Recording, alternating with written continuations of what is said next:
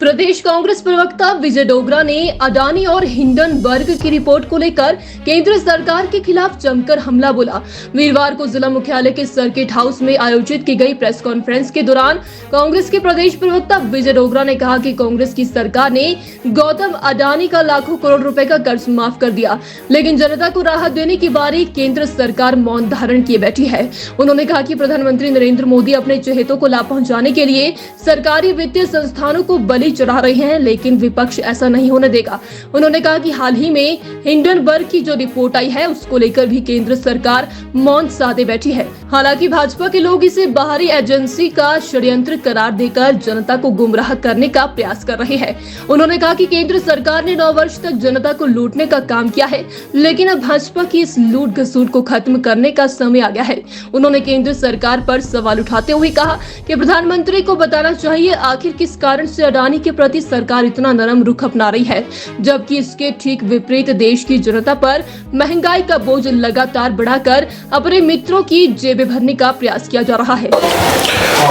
आज पूरे हिंदुस्तान में अखिल भारतीय कांग्रेस कमेटी द्वारा ये जो तीसरे चरण का दौर है, जिसमें अडानी किस पायदान से कहां पहुंच गया और जो घोटालों की बू है वो इस देश में जिस तरह से पिछले 9 वर्षों से लूट खसूट का जो एक निरंतर प्रक्रिया चल रही है और देश की सरकार संजीदगी के साथ इसके ऊपर कुछ चर्चा या बहस करने के लिए तैयार नहीं है।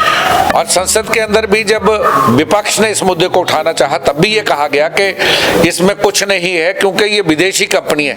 अगर विदेशी कंपनी जब ये कहती है कि दूसरे पायदान पे अडानी है और चौथे पायदान पे अंबानी है तब तो बड़ी वाहवाही होती है, लेकिन हिंडनबर्ग की जो रिपोर्ट आई है उस रिपोर्ट में अगर कहा गया है तो कम से कम दोनों सदनों में एक समिति बना के इसके ऊपर जांच करवाई जानी चाहिए और खुले तौर पर करवाई जानी चाहिए। अखिल भारतीय कांग्रेस कमेटी ये चाहती है। राहुल गांधी जी ने जिस तरह से वहां जो मुद्दे उठाए गए, ये कौन सा ऐसा लोकतंत्र है जिसमें ये कहा जाए कि उनको उस सारे डिबेट को उस कार्रवाई से हटा दिया जाए। ये बड़ा दुर्भाग्यपूर्ण और खेदजनक है।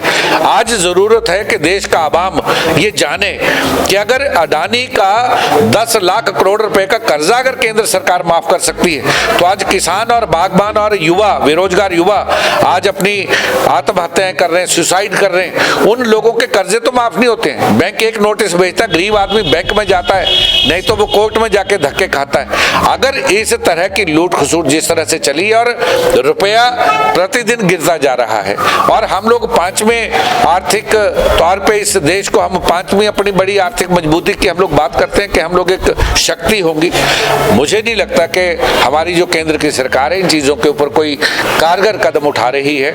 और मैं निवेदन भी करना चाहता हूं कि हमारे जो देश के माननीय प्रधानमंत्री श्री नरेंद्र मोदी जी वो इसके ऊपर खुल के बयान दें और सामने आए और कहें बढ़ती महंगाई और बेरोजगारी पे ऊपर कम से कम एक वक्तव्य तो दें।